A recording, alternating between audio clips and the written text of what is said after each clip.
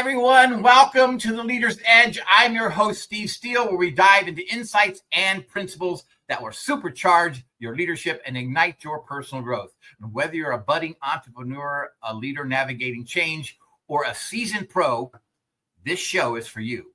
Each episode is packed with practical strategies designed to elevate your mindset and amplify your leadership impact. Get ready for actionable tips that you can put into practice immediately. And I want to send out a huge shout out to all of our amazing listeners. Thank you so much for your unwavering support. So let's get started and unlock your true potential. My guest today lives in Shreveport, Louisiana, with her husband and youngest daughter. She's a keynote speaker, a John C. Maxwell leadership trainer, and a certified body language coach, a certified behavioral consultant, and a CEO of Lisa Lou Impact, LLC. Growing up, she moved through dozens of homes and neighborhoods.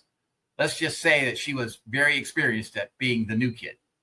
But somewhere between learning to read a room before she even found out her locker and making friends before moving, the truck was unpacked, something clicked. She discovered that connection is a skill, and she'd been getting a masterclass in it her entire whole life without even knowing it.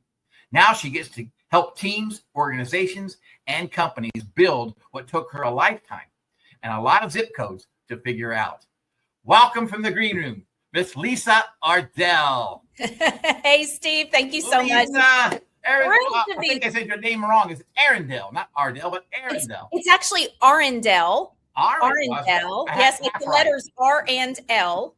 Okay, so I had it half right. Arendell. Okay, I'll try to remember that. It is so good to have you on the show today. I am so excited, so excited. It's been we booked it a few months ago, and I'm like, okay, I can't wait till Lisa comes on because I really, really want to talk to her about all of the things that she's got going and the things that's been happening and just amazing work that you're doing out there. But first of all, Lisa, I really want to get into a little bit about you and who you are, because our viewers and listeners often want to know who's that person that's really talking. And I know they're going to bring me something good, but I want to know a little bit about them. So I want to kind of get into your the work that you've been doing, the story. I read your story online. It was amazing. And you start out with, my story is a mess. Yeah. And then I read through it. And then as I read through it, it's something within me really went out to you because of all of the challenge that you had as a child. So Lisa, share with us a little bit about your childhood and why you are who you are today. Yeah. Thank you, Steve. Well, first of all, just thank you so much. This is such an honor. I think we scheduled this in January, so I'm just so thrilled we're here. Yeah. You know what? Growing up, so I was born into a hippie home. we lived off the grid. We had our own outhouse. We had our own chickens, so I was basically raised kind of in almost a gypsy lifestyle because we moved a lot. And my mom and dad divorced when I was 2. And so then it was just me and my mom. So by the time I was 4, I had lived in 4 states. And the first thing people think of was, oh, you must have been military, right? Right. Yeah. We were not military. I tell people we were just super unstable. So we moved to Louisiana when I was 4. I had lived in Kentucky, Indiana, and Massachusetts. So Louisiana was my 4th state by the time I was 4. And we came here to visit my uncle. He was a boom operator. We were just going to be on our way to Oregon, but we ended up staying and building a life here. And so, my mom was a single mom and she was doing the best she could, Steve. She was just always looking for the next best situation for me. So I was in, different schools and different neighborhoods constantly. Wow. So much so that I just quit unpacking because I never knew. Is that right? Yeah. So were you like packing yourself and getting all yourself ready, getting ready to go to a new place at age 4 and 5 years old? Yeah. I being 4, I don't remember how many times I moved that first year. I know we lived with my uncle for a while. Then we moved to the house right next door to him. So I do remember us beginning to move, but I always assumed that was our forever home. As a kid, you don't know. Right. You don't know. But after several of these, I just quit unpacking and I would just live out of my boxes. Like there would be boxes on the side and I would, kind of have them organized into what things were. And sometimes I would unpack some things, but for the most part, I just kind of quit unpacking.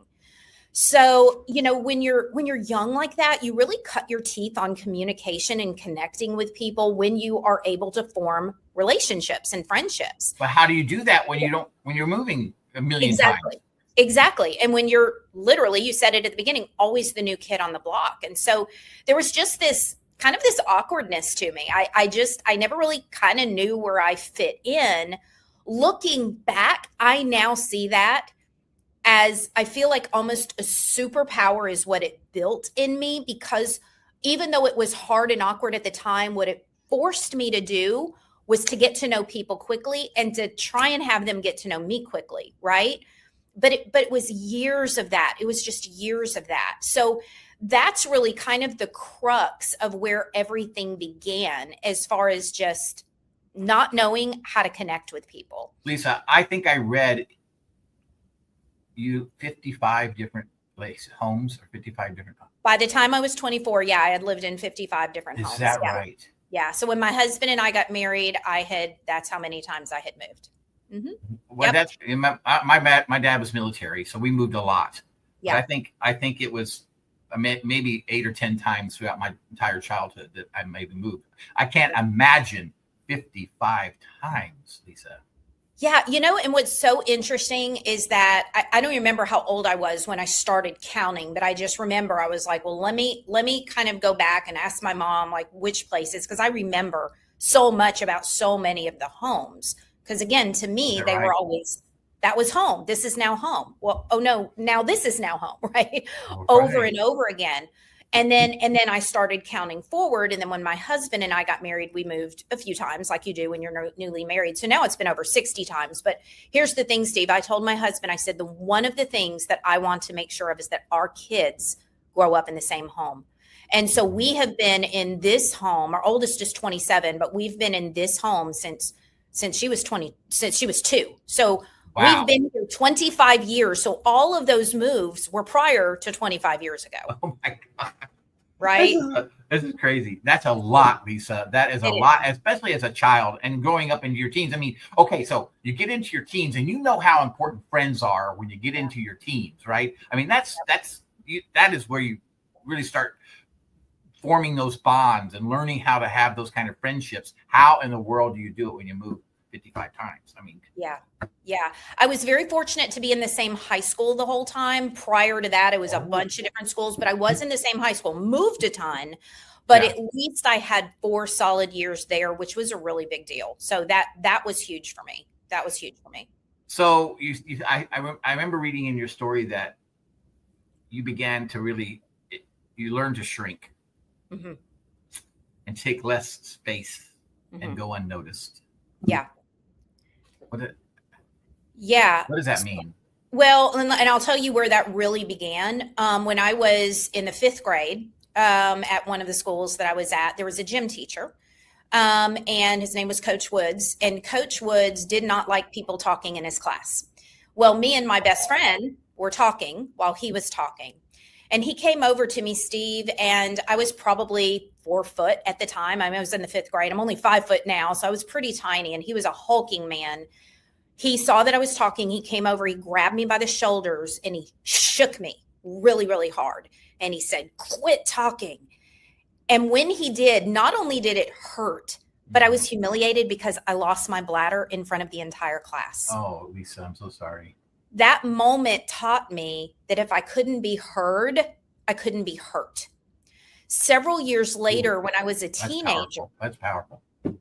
When I was a teenager, it was just my mom and my sister and I. My sister's dad had since left. I have a half sister, Jessie, who's born with Down syndrome. She was born when I was 14, but her dad had moved on. So it was just the 3 of us. And we were in a home that in my bedroom, the window started above my head, and it was a squatty little window, but it was above my head. So I could walk around my bedroom however I wanted to. Mm-hmm. And I had just gotten out of the shower. I was about to get dressed, and I saw something out of the corner of my eye.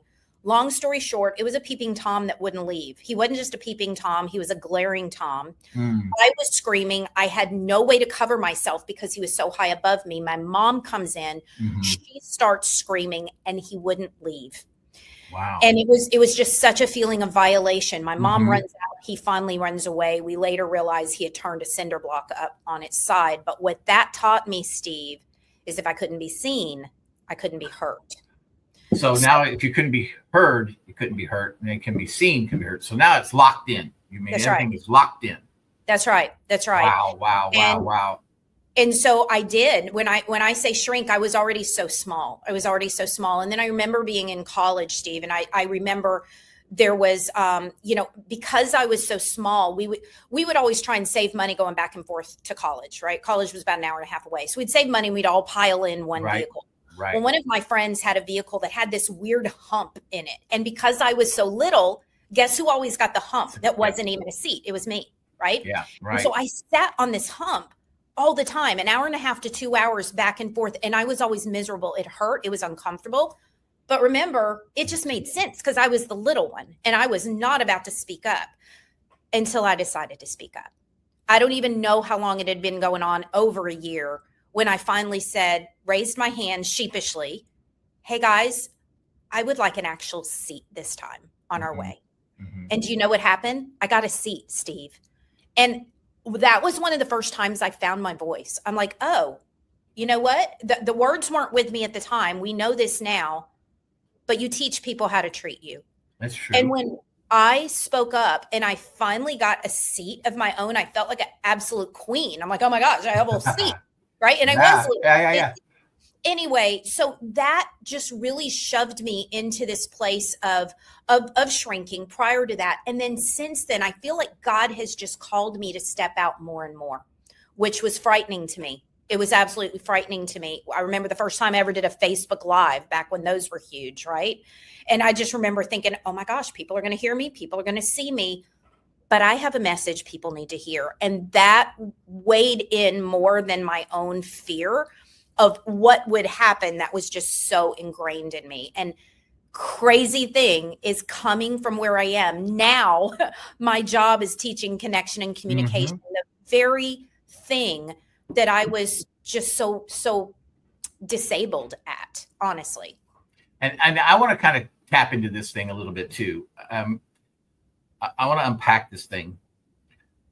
You said something about, and on the Leader's Edge, we're not a religious type show, but we do talk about God and the Lord a lot because it's a major impact in our lives. You said God did something in your life. And so can you tell me about that moment that you really realized God had a purpose for you and that you needed to speak out and be who you were supposed to be? And how did that come about? And what kind of experience was that? Yeah, you know what? It really actually started with a friend of mine who's always been my biggest cheerleader. Her name is Robin. She's always been my biggest cheerleader. And I will never forget the day, Steve. She said, Lisa, she just saw something in me before I did, way before I had the confidence. She said, I see your name in lights one day. And Steve, when I tell you the visceral response in my body when she said that was, I told her, I was like, oh, no. I do not. That's the last thing I want. That is the last thing I want. She was like, I'm telling you, there's something there. And so that is when I really started getting more bold to step out on Facebook. On Facebook, I started doing some podcast interviews, like this, and it was this slow step into what you would consider the spotlight, what I consider the spotlight. But what's so interesting is, as fearful as that was, the moment I was on, something came out that I didn't even recognize. I remember going back and watching video and going, who is that? Yeah. Like, there was this confidence that I knew was really, I don't remember who first termed it, Godfidence, but it really was something internal that was coming out. And that's when I realized there's a message here that he wants me to convey that I need to lean into with obedience, because it's not about me. Right. It's not about me. That's and right. let me take it a step further. This past March, so this has been years that I have been more in the spotlight, but this past March was an epitome for me. John C. Maxwell, as you know, is, the leadership GOAT. And I had the opportunity to speak on his stage, Steve. Right. I remember walking up to the stage, and there was my name in lights. And as I'm walking up to the stage, my friend's words came back to me, and I'm like, this this is the wildest moment because it was just such a picture of that full circle and of what God can do with willingness, even when we come to him with brokenness. Absolutely. Absolutely. I remember that whole story. I remember that happening. Lisa, but the road wasn't always easy. There were some messy parts in it, right? Yeah. There's some difficult times. And sometimes I think you made a statement in your story that old tapes try to rewind. Yeah. And so what does a person do? How do you get through that? When those old things come back to your head, what did you do? What did you do? Yeah, that's good. And I'm glad you brought that up because they still do, right? They still do. I'm not on the other sides where I'm like, oh, everything's great now. And there's just all this confidence all the time. There's still that loop in my head that says, who are you, little girl? You know your place. Who do you think you are coming on a podcast or a radio show or speaking on? Who do you think you are? So that is still, be quiet, sit down. If you can't be seen, you can't be heard. If you can't be heard, you can't be hurt. Play it safe. That is still a loop that I have to fight. Now it's better. But you asked me how. I think one of the things that I can at least look back on for me is just doing it. Getting out there and stepping out there builds that confidence muscle, and that voice gets quieter. It's still there, but it's quieter every single year. And the more I lean into the strengths and the gifts that God has given me, the more emboldened I am to move forward and to quiet the voices. So what would you give a person that struggles with the same thing? What advice would you give them? You know what? I read a book by Craig Groeschel years ago called Winning the War on Your Mind or Winning the War of Your Mind or in Your Mind. I can't remember. That's where the battle is, right? The battle is right here. 100%. And it's such a cool book because he goes into the neuroscience of our thought processes. Yes. So darn good. And he talks about how we form ruts. We form ruts in our mind when we say the same things over and over. In fact, I just got done coaching a gentleman who's going to go do his first keynote. And he said, I'm so nervous. How do you get over the nerves? I said, well, the first thing to do is quit saying you're so nervous and start saying you're so excited. Yeah. The pathway to nerves and excitement are the same thing. So let's reroute the rut and let's start forming a new pathway that says, no, this isn't nerves. This is enthusiasm because I'm about to go add value to people. And that's what God placed me on this earth for. So it's just mindset. I tell everybody, Steve, that'll listen to me. We all have a common enemy that's 6 inches wide and it lives between our temples. We all have the same enemy. And it is one of the biggest ones that we will ever face.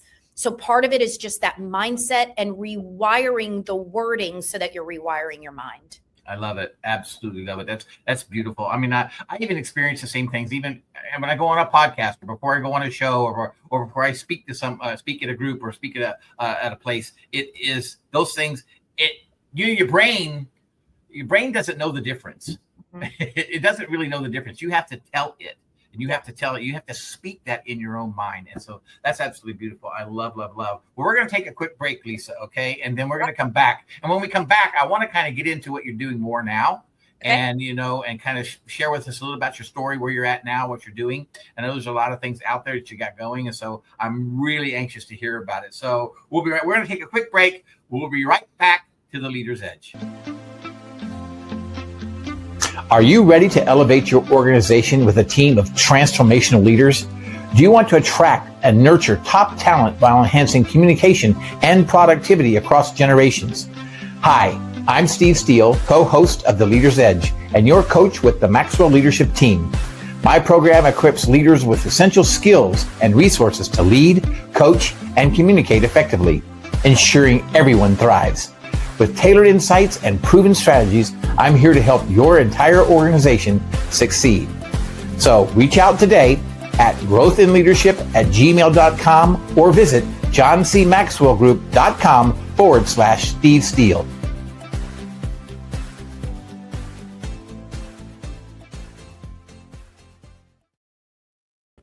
Hey everyone, welcome back to the Leader's Edge. I'm Steve Steele, your host, with our special guest today, Lisa Arendell.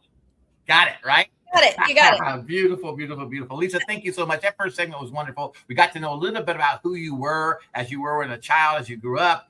And I think one of the things I really was fascinated by through your story was all this time, even though you moved so much as a child, and there was this piece about connection that you were learning.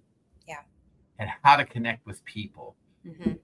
Lisa, tell us a little bit about what you're doing now and how that connection works, and how you actually learn connection, because everybody communicates, but few connect. That's right. That's right. Yeah, that's one of my favorite books of John Maxwell's, right? I think the title alone is a masterclass. Like, we can just stop right there. Yeah, we're all communicating, but ain't nobody here connecting, right? That's right. It feels like. So yeah. So, for me, I like to say that communication isn't a box that you check. It's a dance that you learn. I'm a dancer, Steve, as you know. And so I like to use dance analogies a lot, but it's true. There really is a rhythm to connection. And when we get too formulaic with it, I think it can fall apart. So much of it is understanding that the person in front of you really just wants to be seen and heard.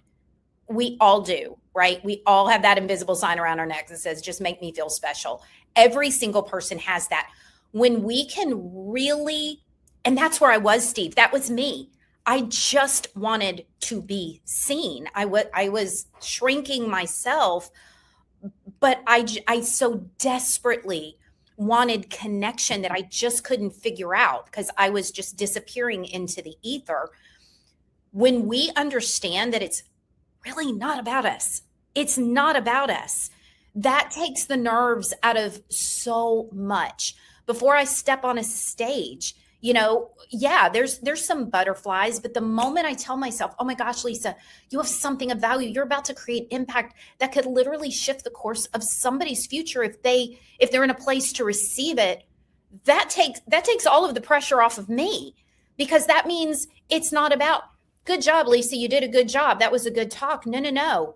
I want to know, did it shift something in your gut, in your spirit, in how your company and the culture that you're trying to create? So, for me, Steve, it's such a passion because it was such a lack growing up. But at the same time, those experiences, I wouldn't change them for anything, as hard as they were, because I do believe it helped me to build a muscle. Now, it was hard. It was a hard way to learn the lesson. Mm-hmm. But I think because I had to learn to read people very quickly, I had to learn how to position my own self so that I was perceived in a way that people wanted to have in their circle for a very short period of time. They didn't know, and neither did I at the time, but I wasn't going to be in that circle for very long. And so over time, I just learned that our presence, the way that we're perceived, which is what really got me so intrigued with body language, the way that we're perceived is so important, because I think generally speaking, people have a good heart for the most part, and we care about the person in front of us. But when we get into our own head, either we talk too much, we don't forget to ask them questions and make sure that they feel seen and valued. When it becomes about us, connection is broken. Right. And this happens in organizations. This is in personal relationships, but this is happening in companies everywhere. There is you and I were talking about this the other day. Our social muscle has atrophied, especially post-pandemic. I agree. Yeah. We just don't know how to engage anymore. We don't know how to engage. Then AI came in, and Steve, I don't need to call you to ask a question. I can just go to ChatGPT or Claude and ask a question. That's right. I don't even need human experience anymore to learn. Before AI, we were like, oh, wow, we used to have to go to a library, and now all we have to do is go to Google. But it's even easier now. But what that's done is it's created these cultures within organizations and within interpersonal relationships of people that just no longer know how to people. We've lost that humanity. Sean Stephenson says communication is merely an exchange of information, but connection is an exchange of our humanity. So if I can go into an organization and help them understand how to see the human in front of them, the human that has stories and their own life experiences, and maybe a mother at home that's dying that nobody even knows about because they don't even know how to plug into each other. It's just a functional professional relationship at best. it really changes cultures, because guess what? People stay engaged, they perform better, and they don't leave their companies when they feel like they belong. I agree 100%. I love what you said. We don't know how to people anymore. I think that's how you said it, something like that. I think that is so true, because we have lost that connection out there. And it's really about that heart-to-heart connection, of making a connection with an individual. Well, so what are you going to tell a person? What are you going to tell a leader? You go into your organization and they're going to say, how do I make these heart connections? How do I make these connections with people? What do you tell a leader? So with a leader, it's simple, but it's not easy sometimes. Right. And it starts with the leader. The leader needs to be transparent. The leader needs to be the one to go first, meaning drop the facade. Everybody knows you're not perfect. Right. They already know you make mistakes. You might as well own up to it. You know, Patrick Lencioni has the 5 dysfunction of his of a team, and trust is one of them. And that, you know, that trust or transparency. That there's also the five temptations of a CEO, which I just got done talking about too. So sometimes I cross them over, but one of those is vulnerability. And I think I love that. Yep. It's vulnerability. I think was the 5th one in the 5 temptations of a CEO, which is where he started his work. If leaders are not vulnerable, they can't expect their team to be vulnerable.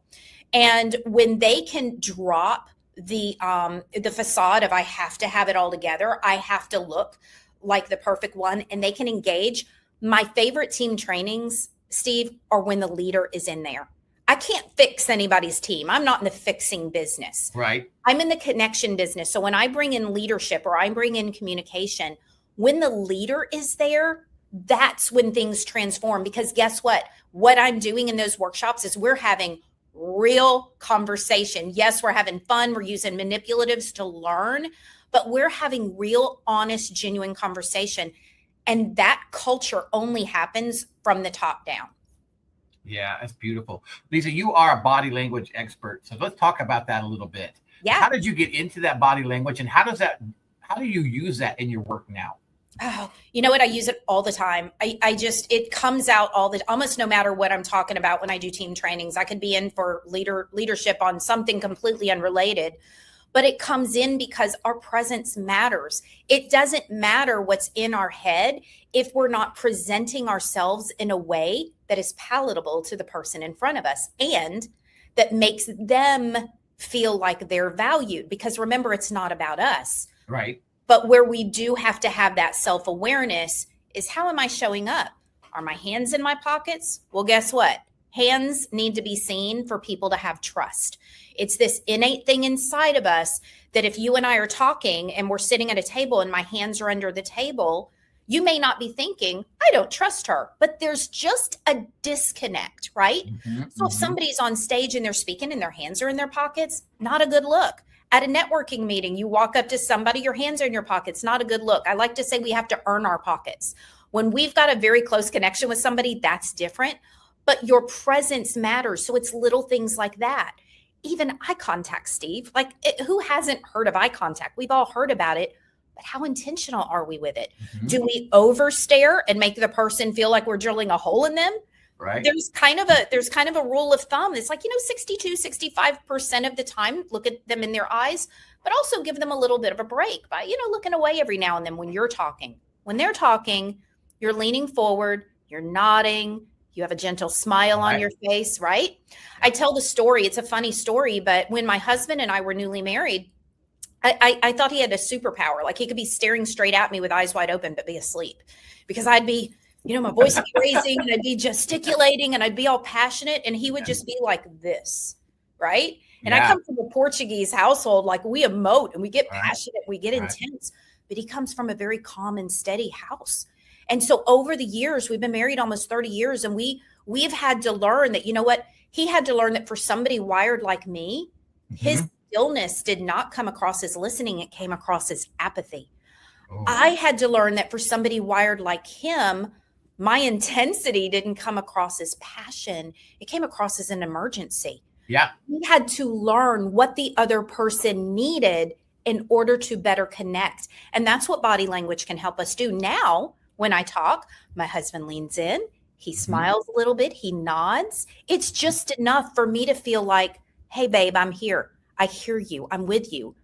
I've since learned to use my inside voice. Like I'm a little calmer now and I talk, right? So I'm able to connect with him a little bit more instead of making it feel so much like an emergency.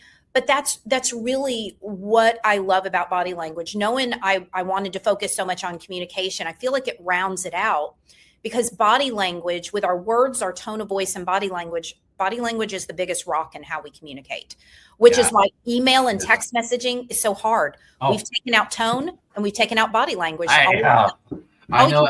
Is assume, right? At least, yeah. And the thing about it is, I mean, of course, I'm more old school, right? So I rather really talk to a person in person or talk to them on the phone, where I can at least hear the tone of their voice, kind of feel a little bit about what. But nowadays, these text messages and all that, it's like there's nothing there. You don't know the feeling at all. You don't know. And then if there is a feeling of something, then you got to go back and explain why you said what you said, and then wasting all that time. So it's like crazy. But I have too also been pretty passionate in my entire life, and I've been accused of like, why are you so upset? Why are you so angry? Or why are you so, and it's not like I'm not.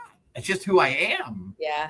And it's like, and I had to in certain situations be able to read the room and say, now when I speak, I'll have to read the room and look, okay, I need to slow down, right, a little bit, be a little bit more, and more of a listening mode, and just kind of explain as I go along, and then use my vocal variety. Yes. Change the tempo, to change the feel in the room.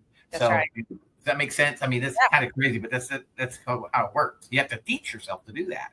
Absolutely. Absolutely. I did a virtual keynote just 2 days ago to people all over the world, and it was being interpreted in 5 languages in real time by humans, not by AI. And so when I was creating that keynote, Steve, I had to think about it from every single angle. If I said to you, hey, Steve, this woman really stands in the gap for the underprivileged, you would know exactly what I mean. Yeah. But I couldn't use the word stand in the gap because that may not translate in other cultures.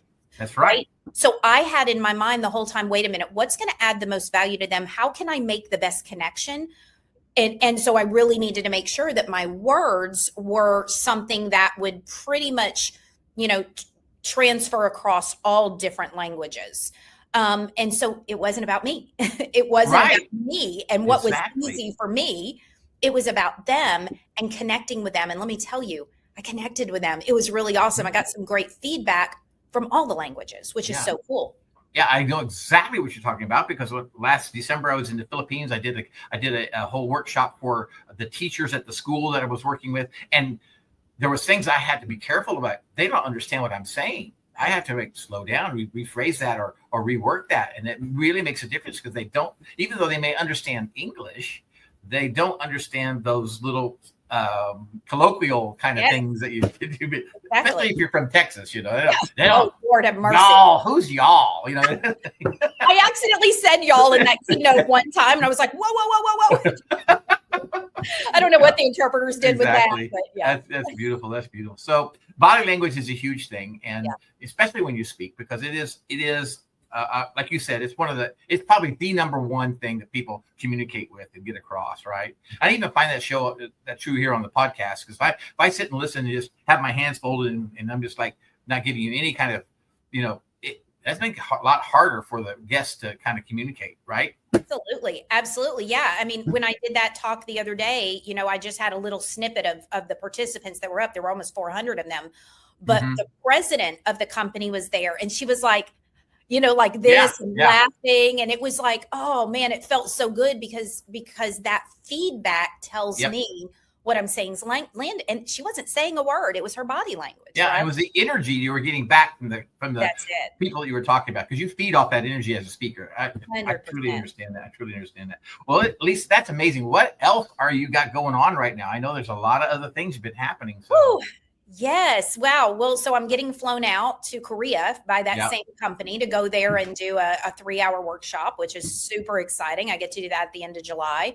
I've got my year is pretty full of team trainings, a few more keynotes that are on the horizon as well. And, those are my 2 main lanes, Steve. I keynote. I'm a speaker, and then I do team trainings. I love workshops. I love bringing in engaging hands-on activities to help teach the lesson. They're not activities for activity's sake. But when I tell you, people reach out to me on LinkedIn often and they're like, what are you doing in your workshops? They look like they're having so much fun. 100%. But the money comes in the debrief afterwards. Like, that is where the gold lies. Okay, what just happened in what we just did? How did your communication show up? What was the most difficult? Those conversations that they're having with one another, it just lights me up. It's so much fun, because that's where things really begin to change, is when they can have the connection with one another, not just come and listen to a person with a PowerPoint and a manual. I don't do either one of those, by the way. We just have an incredible time learning, but really going deeper a lot of times than they expect. So those are my two big lanes, speaking and training, and I'm just all in with both of them. I love them so much. Now, you say you do have some coaching clients that you work with? It's funny. I very rarely take on a coaching client, Steve. My schedule is just so full. I do have one coaching client I took on right now because he's got a big keynote coming up and he really wanted some help with that. He's new at keynoting and he wants to do more of it. So I have taken on a coaching client, but they're very few and far between, just because my schedule is pretty thick. Yeah, I can imagine. You really been, this year's been a real big year for you. I've been watching on Facebook. A lot of big things have been happening. It really has been pretty incredible. Lisa, I really appreciate you telling me all of this. And I want to get into some more of it, though. I want to get into some more really what a workshop really looks like. When you go into a workshop and you are teaching, give me your idea of your most fun workshop that you do. Give us an idea of what that looks like. Because if there's anybody who wants to contact you, and by the way, Lisa's QR code is on the very top of the screen here, on the top left of the screen as you're watching. That's got her website. You can contact her there to get any kind of information that you want. And if you want her to come into your company or whatever you want to do, go to that website and click on that QR code. It'll take you right to where you need to go to reach Lisa. But Lisa, tell us really quickly. We got about 3 minutes here. Just give us a quick start. We'll come back to it. But Give us a quick start of what it looks like for a typical workshop for you. Yeah, you know what? It starts the moment they walk in the door. We don't wait for everybody to get there. The first person that walks in, there's already something going on that they can begin doing to start to open up. Because what we don't want is everybody coming in, sitting down, getting on their phone, talking to somebody. We want to get right into it. So connection is something that I create right out of the gate, because it makes them feel like, this is a safe space, and it brings a certain amount of trust and comfort to what's about to happen. So, from there, depending on what I'm brought in for, because it's connection, it's communication, it's leadership, it's a whole host of things. But then depending on what they brought me in for, we usually start right away with an activity. And the activity always has a purpose, always has a point, and it always highlights the actual teaching. So we do an activity, we get into teaching, and then we debrief. Then we do an activity, we do the teaching, and then we debrief. And that's really the flow of it. How long typically are your workshops? It totally depends. Anywhere. I like to not do them any less than 3 hours, just because it just takes a little while sometimes for people to really mentally get there, depending on what they're walking away from. But I've done them as little as 2 hours, but I prefer 3 hours all the way up until a couple days. I have, a 2-day that I've done is one of my favorites, because we get so much done. Yeah, absolutely. Well, Lisa, we're going to take another quick break. Okay. And then we're going to come back. And when we do, I want to talk about when this all started, because I know as well as you know that we don't still start out knocking out workshops. That's right. We do a lot of stuff that's free, a lot of stuff that's, so we're going to talk about a little bit about that when we come back to the Leaders Edge. So we'll take a quick break, and when we return, we'll talk with Lisa about that on the Leaders Edge.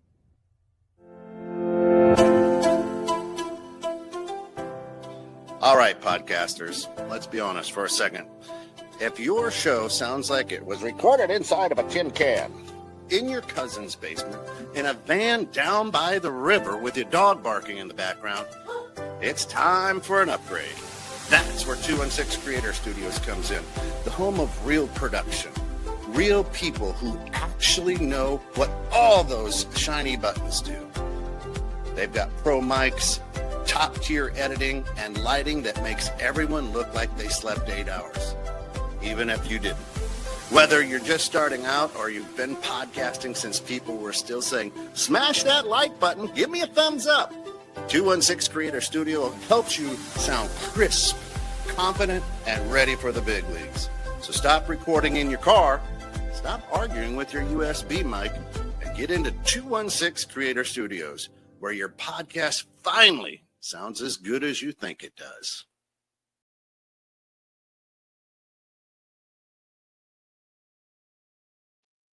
Hey everyone, welcome back to The Leader's Edge. I'm Steve Steele with your host, with our special guest today, Lisa Arendell. Lisa, a wonderful segment in segment 2. I love about what you're doing and how things are going with you. But Lisa, I know it didn't all start that way. Yeah. No. It didn't all start that way. It didn't. You know, I was in health and fitness for 34 years, Steve. Is that where you learned to dance? Is what you learned? Because I learned to dance in my mama's stomach. I came out dancing. That's beautiful. That's beautiful. If anybody wants to see Lisa dance, you can go on her Facebook page. You can see all kinds of little things going on. So that's amazing. Yeah. Yeah. So, no, but I was drawn to health and fitness and had my master's in exercise science. Did you really? Yeah, I did that for 34 years and loved it. And it was self-leadership. That's what I taught, was self-leadership. Yeah. And during that time, I did have the privilege of working with some teams, but for the most part, it was mostly self-leadership when it came to, you know, stewarding our bodies to be all that God's called us to be.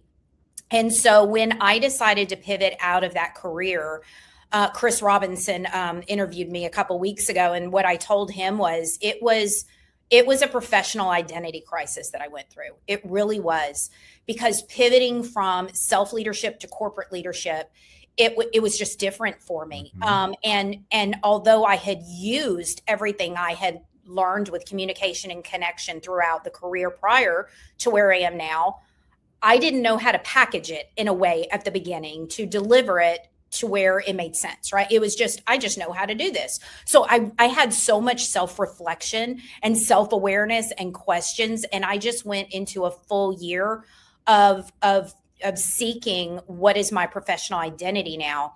And I also realized, Steve, that I needed to bloom where I was planted. So much of my business before was online, that I needed to learn the people that were here. I needed to build relationships. I needed to serve, to show up and serve without expecting anything in return, speak, lunch and learns, whatever it took.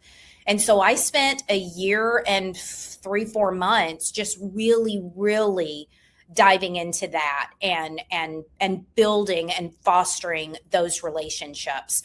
And there was masterminds that were virtual, and there was, like I said, talks and lunch and learns and things like that. And there wasn't a lot at the beginning, right? And then it started ramping up. And then as people started to see what I could do, what I could bring, and I was able to articulate it in a way that made sense and added value to other people, that's when things really began to take off. But what led there was a whole lot of free, a whole lot of just serving. It's like, it's really like the Word of God says, you have to plant the seed. And, you know, when you plant the seed, it has to grow, and you don't get immediate results. And you don't keep unplanting it. You know, you don't keep unplanting it. You plant it one time and you keep moving that direction, and it grows. And so, and that's exactly what you did. I mean, you planted those seeds and you just showed up. And I think it's a lot about what we should do as people is oftentimes we're like, how do we figure out? Just show up. Yeah. Just show up. That's right. And a lot of the rest of it will happen. Yeah. And, you know, one of the things that I'm super transparent about, I do not love the virtual world. I have so much Zoom fatigue from when we were just forced to be on it, that I knew what I wanted to do was be in person as much as possible. That keynote that I referred to 2 days ago, when they very first asked me to do it and they told me it was virtual, I was just like, oh, I just want to be there so bad, because if I can be in front of the audience, I feel like I can bring my best. So what it forced me to do was make sure I brought my best virtually. And I did. It was great. But I just love people, Steve. You and I talked about this the other day, being in person. In fact, the coaching client that I have now, we met in person. I could have saved time driving, and I'm open to virtual, but I love to be in person as much as possible, because for me, that's where I can bring the best connection. And that's just what I was starving for growing up. And then we were thrust into that, that world, all of us, during the pandemic for a couple years. And so every opportunity I get to be in person now just feels like an absolute gift and a treasure to me. I understand 100%. I absolutely love that too. I do a lot of virtual stuff, but I would rather be in person. And I get to be in person a lot because different places I'm at. But it is so much, for me, it's so much more rewarding to be in and make that real connection. I can actually feel. And sometimes it's hard to feel over the internet. You kind of learn it as you talk with people and you kind of understand, but it's so much easier for me to make that connection in person and just hear, just really understand who I'm talking to and what I'm talking about. It's just so much more. I mean, it makes a huge difference. Well, and that also takes me back to, what I said earlier, just that our social muscles atrophied. When we're on a virtual platform and we're not in somebody's space, for whatever reason, it's so much easier to pick up your phone and look at it. But when we're in person, I hate that. Right? I do. It's just, it's here, Steve, and it binged, and I need to see what somebody said, right? Yeah. But when we're in person, not that that's not a challenge in person, but there's just something about that energy of literally taking up somebody's oxygen. You're in their breathing space, that now it just seems a little bit more obviously rude to pick up my phone, right, and talk. And so I do think that's a part of it for me, is that virtually, especially if you're speaking to hundreds of people, it's easy for them to turn their camera off or to be looking down at something. Hey, maybe they're taking notes, but maybe they're texting their bestie. Who knows? Because we're not in person. So exactly. Some of it for me is just that real life human connection, that there's a vulnerability there. There's nowhere to hide. You are who you are when you're in person. Absolutely. I love it. Love it. Lisa, we talked about this a couple of times, but I want to ask this question. And the question I want to really form to you is, we talk about how God has played God has showed up in your life. But Lisa, how important is that to you? How important is that to you? And how do you connect that connection? You talk about connection. How do you make that connection with your higher calling or your God? Yeah. You know what? It's everything to me. I've always said God is my CEO, right? I haven't always acted like God is my CEO. I've made a lot of decisions. None of us do. I've made a lot of decisions without talking to him. Oh, yeah. Interestingly enough, they don't usually go that well.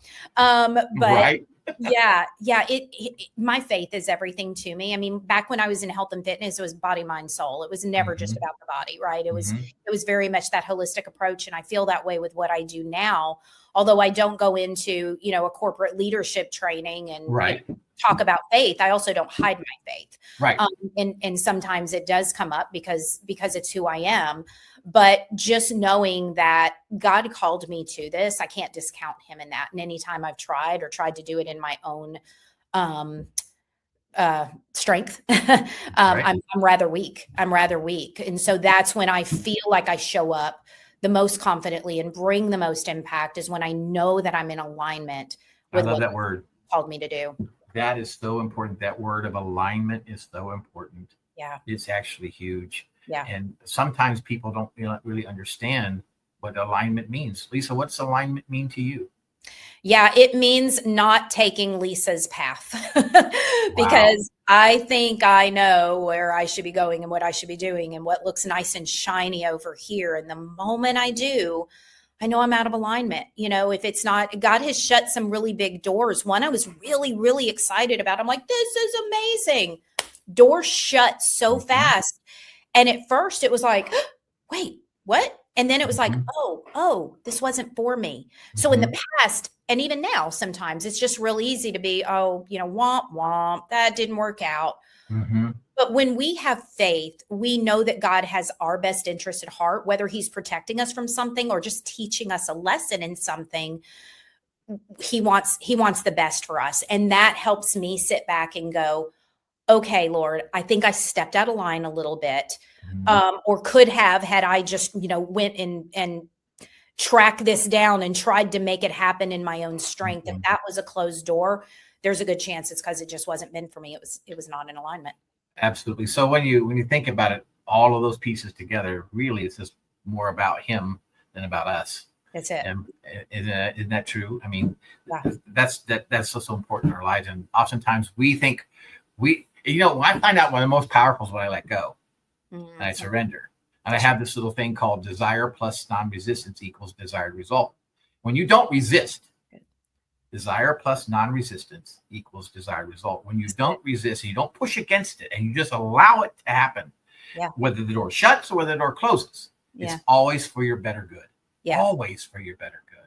That's right. If I stay in that alignment, then that makes a huge difference for where I'm going to end up and what I'm going to do. And I'll be honest with you, I haven't always practiced that very well. That's been a hard thing in my life to really learn practice because I like to have control. That's right. I really do. I like to set my destiny. I like to, and you're taught that. You're often taught that, but it's so opposite of what really needs to happen.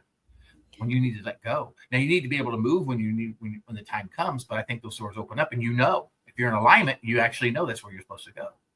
Yeah. And you just saying the word control just, brought up everything we talked about earlier. Feeling so out of control growing up. For me, control was everything. Once I found my voice, it was like, oh, well, now I can do this. I can drive this. This is up to me. I do have a voice. And I kind of, got off course the opposite direction. And like you said, it's that release of control and then that full trust that God's going to lead you where he wants you to go. And, if you're not a person of faith, that may be something that's a little bit hard to understand. But what I know is that when I have trusted God and released control and just known that the doors that open are for me to walk through, the doors that are closed are the doors that I'm not supposed to walk through, that's when I just feel like my life is in most alignment, right? 100%. And I love just sharing that. I love speaking that on the Leader's Edge because that is my heart. And that's, I know a lot of guests that I have on. I've really not ever had a guest. We pray before the show ever starts every single time. And I don't always have John Maxwell. In fact, I've had more people, not John Maxwell, and I have had John Maxwell on the show for the past 2 years. Yeah. But no one has ever denied the fact, hey, I'd love to have that prayer. I'd love to have that prayer before we go on the show. Because there's always that, like it's like a superpower that we have. And we really do, if we know how that works in our life. It is our superpower, right? It really is. It's amazing. Lisa, what have you got going right now? What's happening right now? I know we got a QR code up on the screen. Yes. And so tell us a little bit. I think you said something about a freebie of some kind. What's going on here? Yeah. So I have a free download just called How Not to Be Awkward. I love that. I love that. What is it? Tell us about that. So it's conversation starters because, John Maxwell talks a lot about getting out of the people pile. And what is the people pile? It's when you show up and you look exactly like everybody else. You talk like everybody else. You ask the same kinds of questions. Hey, Steve, what do you do for a living? Because you've never heard that question before, right? So, networking groups were a big part of what I did. And I was trying to figure out, okay, I don't want to just go in and say, hey, Steve, what do you do? Like, how do I engage with you in a way that brings you value and that makes you feel, as a stranger that doesn't know you, that makes you feel seen? Wow. So that's what these really are. They're just ways. And I think there's like 48 or 50 of them. It's professional networking environments. It's going just a little bit deeper in conversations. There's even a little one pager that you can take a screenshot and kind of keep it on your phone so that right before you walk in somewhere, you can remember some great things to say that just get you out of the people pile, that get you out of those same questions so that the person you're engaging with goes, oh, wait a minute. They actually aren't waiting for me to say, well, what do you do? They actually care about me. Like, what a novel idea. Yeah. So that's what these really are. So it's free. It's free to anybody who would like to download. I don't know if it's going to be anywhere, but it's lisaluimpact.com/connection is how they can grab that. That's beautiful, beautiful, beautiful. Lisa, also, what's coming up on your schedule? What do you got doing? What's going to happen? So I've got Korea coming up. That's a pretty big deal.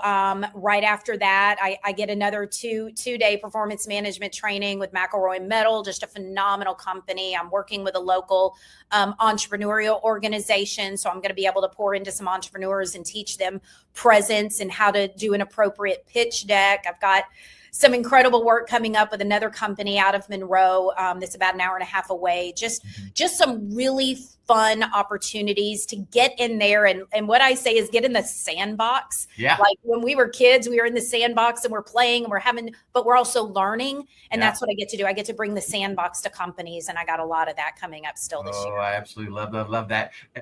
Any plans to come to Texas anytime soon? You know, I'm right next door. Like I know we are. It's like 4 hours. Where are you exactly?